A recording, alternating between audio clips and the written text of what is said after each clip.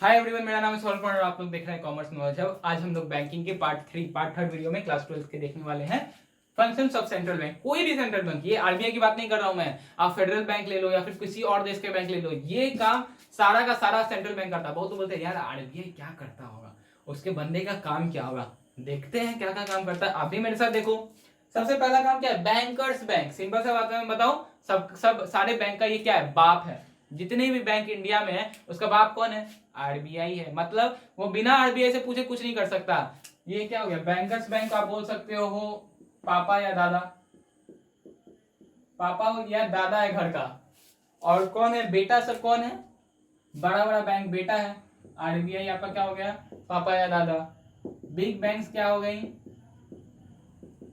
या फिर सारी बैंक, ऐसा नहीं कोई बड़ा छोटा यहाँ पे डिफरेंस है। सारी बैंक क्या होगी, बेटा हो गया उसका। मतलब बाप से बिना पूछे बेटा लोग कुछ नहीं कर सकता है। सेम बैंकर्स बैंक है, बिना आरबीआई से पूछे आप इंटरेस्ट रेट बढ़ा दोगे, ऐसा हो ही नहीं सकता। कोई भी बैंक नहीं कर सकता। आरबीआई हर एक चीज बताएगी, बैंक को वैसा ही करना है। क्यों ऐसा होता है, ऐसा इसलिए होता है ताकि कस्टमर एक्सप्लॉइट ना हो सके। हमारे लिए ऐसा होता है, चाहे हम ताकि हमें बैंक जो हो धोखा ना दे सके, हमें बैंक लूटे ना। इसलिए तो पहला क्या होता है, बैंकर्स बैंक, मतलब सारे बैंक से ऊपर ये बैंक है। सबसे ऊपर कौन है, आरबीआई। या फिर दादा में पोता में आप डाल सकते हो बैंक को, और पापा में आप नबार्ड डाल सकते हो। लेकिन नबार्ड आपका एग्रीकल्चर से रिलेटेड होता है, आपके normal day to day banking facility से नहीं होता है। दूसरा क्या है, लेंडर्स ऑफ लास्ट रिसोर्ट। पिछले वीडियो में हम लोग बात किया था कि जब यस बैंक या फिर ऐसे किसी बैंक को पैसे की कमी हो जाए, कैश क्रंच आ जाए, तुरंत में कोई पैसा नहीं दे सकता, किसी बैंक के पास इतना पैसा नहीं है जो आपको तुरंत दे सके, कौन देगा, आरबीआई दे देगा। मतलब कोई किसी भी देश का सेंट्रल बैंक, बहुत पैसा है उसके पास, वो पैसा का बेट है उसके पास, पैसा में सोता है वो लोग, बहुत पैसा निकाल के दे देगा, ला जा लेके जा। होता है ना एक बहुत अमीर आदमी, बहुत अमीर फ्रेंड, जैसे मेरा भी एक फ्रेंड है यार, जब भी पैसा मांगो उसके पास रहता है, वो दे देता है, वो बचा लेता है हम लोग को। बस यहाँ पे वही है, lenders of last resort. Third है आपका banker to the government. Government जो इतना सिक्योरिटीज बाय या सेल करती है, ट्रेजरी बिल्स हो गई या फिर कोई भी सिक्योरिटीज की बात करूं गवर्नमेंट की, तो वो गवर्नमेंट खुद करती है, नहीं गवर्नमेंट नहीं करती। कौन करता है, आरबीआई करती है उसके जगह पे। Banker to the government, government का कौन है बैंकर, आरबीआई। आरबीआई उनके द्वारा उनके बिहाफ में कुछ एक्सेप्ट करता है या किसी को कुछ देता है, वो कौन करता है, आरबीआई। चौथी पॉइंट है आपका custodian of foreign exchange. Foreign exchange क्या होता है, दूसरे देश का पैसा हमारे कंट्री में रहता है, हमारे देश का पैसा दूसरे देश में रहता है। कैसे रहता है, जो बाहर के लोग यहाँ आते हैं जिनके पास इंडियन करेंसी नहीं है, यहाँ पे कैसे काम करेंगे, यहाँ तो इंडियन करेंसी का जरूरत है, गांधी जी इंपॉर्टेंट है यहाँ पर। तो उस केस में क्या होता है, जाकर के हम लोग किसी भी क्लियरिंग हाउस पे जाकर के जो भी फॉरेनर आते हैं वो वहां पे यूएस का या फिर डॉलर आपको डिपॉजिट करेंगे, या यूरो डिपॉजिट करेंगे, या पाउंड डिपॉजिट करेंगे।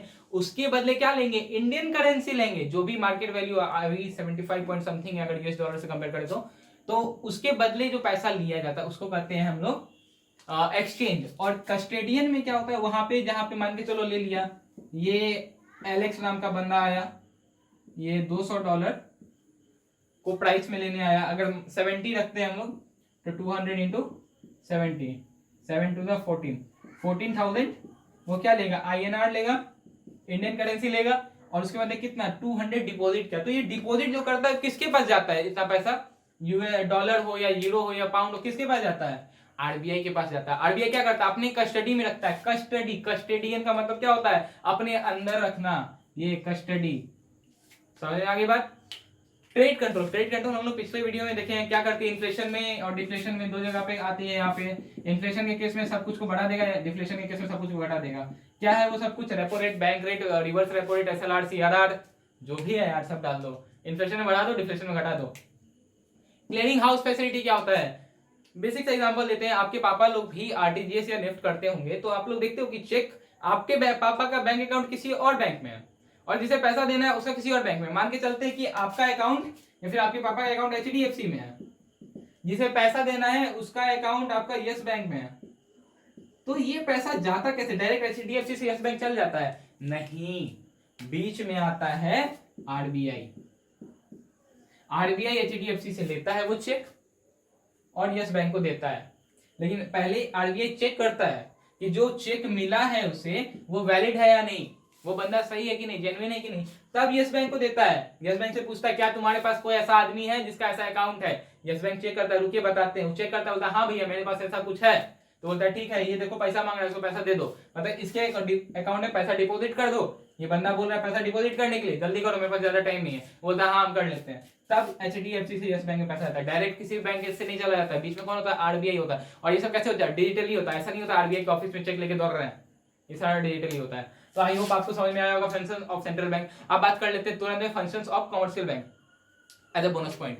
पहला फंक्शन क्या होता है, मेन फंक्शन क्या है, किसी भी कमर्शियल बैंक का डिपॉजिट एक्सेप्ट करना और लोन देना, ये प्राइमरी किसी भी कमर्शियल बैंक का फंक्शन है। सेकेंडरी फंक्शन में क्या आएगा, चेक फैसिलिटी, डेबिट कार्ड आपका, फिर UPI ट्रांसफर हो गया, या फिर जितना भी आपको फैसिलिटी देता है बैंक, अदर फैसिलिटी प्रोवाइड करता है, वो आ गया आपका सेकेंडरी फंक्शंस में। आई होप आपको ये वीडियो क्लियर होगा। अगर अच्छा लगा तो लाइक करो, सब्सक्राइब करो और शेयर करो। Thank you.